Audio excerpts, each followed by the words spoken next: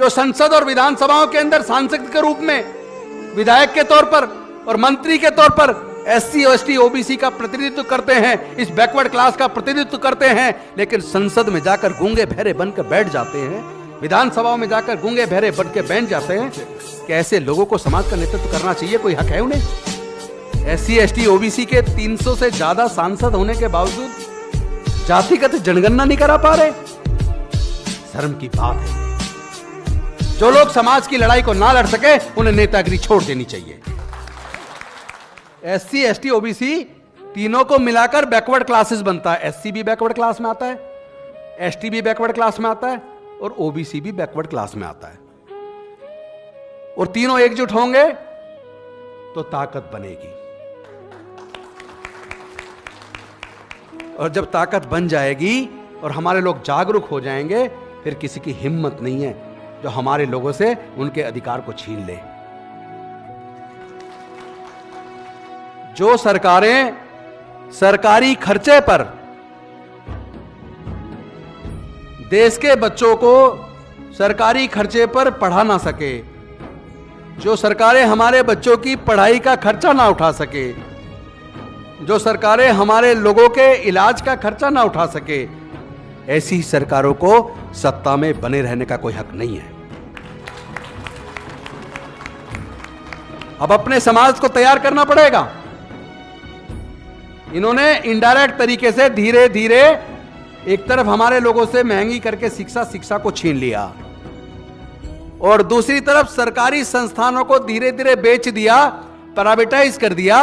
और जो भी सरकारी संस्थान बिक गया, चाहे वो बैंक हो, चाहे वो पेट्रोलियम कंपनियां हो, चाहे वो गैस कंपनियां हो, चाहे वो एयर इंडिया हो, चाहे वो रेलवेज हो, जो चीज बिक जाएगी वहां एससी एसटी ओबीसी का रिजर्वेशन खत्म हो जाएगा। और वो इन्होंने कर दिया। फिफ्थ पे कमीशन में, क्योंकि एससी एसटी ओबीसी के ज्यादातर लोग फोर्थ क्लास में आया करते थे, लेकिन फिफ्थ पे कमीशन में केंद्र की सरकार ने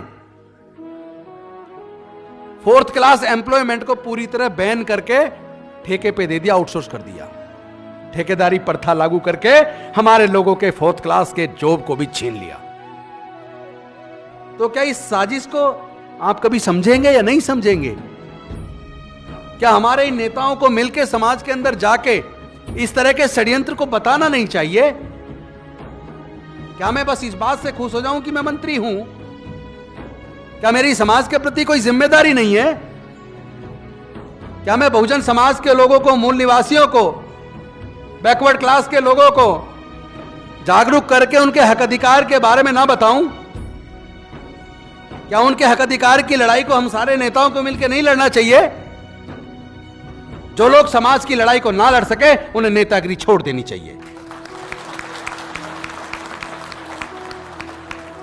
जो लोग समाज का नेतृत्व कर रहे हैं, जो संसद और विधानसभाओं के अंदर सांसद के रूप में, विधायक के तौर पर और मंत्री के तौर पर एससी एसटी ओबीसी का प्रतिनिधित्व करते हैं, इस बैकवर्ड क्लास का प्रतिनिधित्व करते हैं, लेकिन संसद में जाकर गूंगे बहरे बनकर बैठ जाते हैं, विधानसभाओं में जाकर गूंगे बहरे बनकर बैठ जाते हैं। कि ऐसे लोगों को समाज का नेतृत्व करना चाहिए, कोई हक है उन्हें? तो इस लड़ाई को कौन लड़ेगा? इस लड़ाई को लड़ने के लिए आप तैयार हो जाओ।